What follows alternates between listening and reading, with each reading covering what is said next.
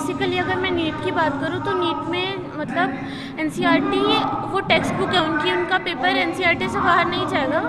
Specially bio में तो NCERT is like the Bible. अगर आप एनसीईआरटी को अच्छे से पूरा कर लोगे तो मुश्किल से एक तो क्वेश्चन होगा जो एनसीईआरटी से बाहर जाएगा, वो आपका अटक सकता है। उसके लिए मैंने जो मतलब एलन का लिटरेचर था, मतलब उनका जो मॉड्यूल थे वो पूरे पढ़े थे। दूसरा मैं फ़िज़िक्स की बात करूँ तो फिज़िक्स में भी जो न्यूमेरिकल क्वेश्चंस आते हैं वो काफ़ी सिंपल आते हैं। वो ऐसा नहीं आता जेईई जैसा वास्ट सिलेबस नहीं है कि आपको सब कुछ पढ़ना पड़ेगा। उसमें आपका जो बेसिक्स है वो सब क्लियर होना चाहिए। उसके बाद आपका फ़िज़िक्स भी आराम से हो जाएगा। उसमें न्यूमेरिकल काफ़ी सिंपल, इस बार तो फ़िज़िक्स बहुत ईजियर साइड पे थी। और फिर मैं केमिस्ट्री की बात करूँ, केमिस्ट्री के 3 पार्ट है, फिज़िकल, इनऑर्गेनिक और ऑर्गेनिक।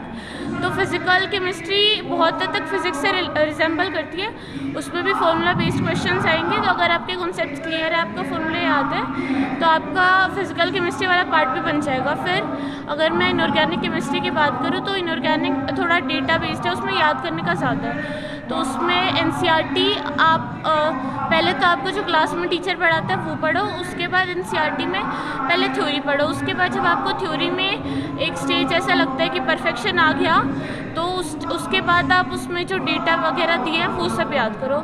उसके बाद ऑर्गेनिक में मैं बात करूँ, ऑर्गेनिक भी कॉन्सेप्चुअल है, बट उसमें नीट में इतना मैकेनिज्म बेस्ड नहीं पूछता। जेईई में पूछता है, तो नीट में तो कोई नीड नहीं है इतनी उसको मतलब बिल्कुल डीपली जाके पढ़ने की। तो नीट में आप एनसीईआरटी में जो नेम रिएक्शंस दिए हैं, प्रीवियस ईयर क्वेश्चंस है, वो सब अच्छे से कर लोगे तो ऑर्गेनिक भी हो जाएगा। और बाकी मैं ऐसा शेड्यूल नहीं था मेरा, मतलब मैं कोई चीज़ लेके बैठती थी उसको कंप्लीट करती थी, चाहे उसमें मुझे 3 दिन लग जाए, मैं वही पढ़ती रहती थी।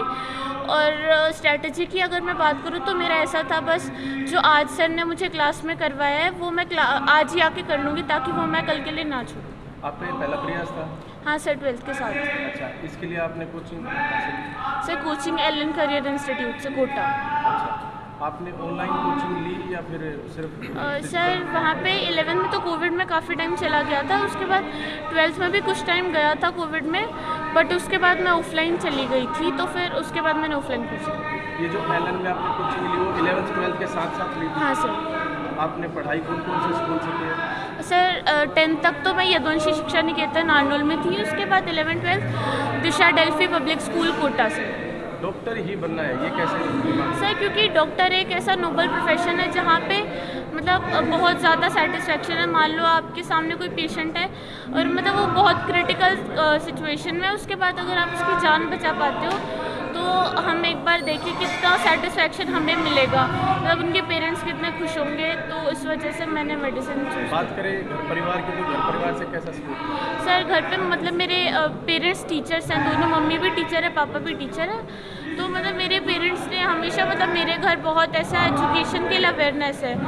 मेरे मम्मी पापा मतलब हम मुझे 100% सपोर्ट मिला। जितना बच्चे को ज़रूरत है, जितना रिसोर्सेज मुझे उससे कई ज़्यादा मिले।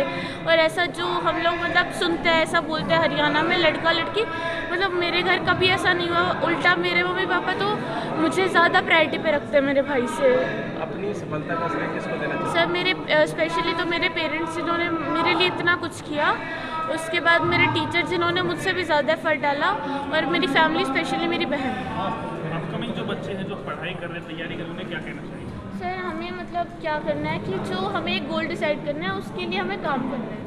उसके बाद हम मतलब अपना 100% इनपुट डाल दें। उसके बाद तुम रिज़ल्ट का ऐसा मत करो कि मुझे यही इतना ही लाना है, इतना ही करना है। रिज़ल्ट का प्रेशर मत लो, और अगर आप पढ़ते भी हो और रिज़ल्ट नहीं भी आता तो ये ज़्यादा टेंशन की बात नहीं है, क्योंकि एग्ज़ाम्स आपकी लाइफ में और भी होंगे, तो आपको और भी चांसेस मिलेंगे। आपकी लाइफ के आखिरी एग्ज़ाम नहीं।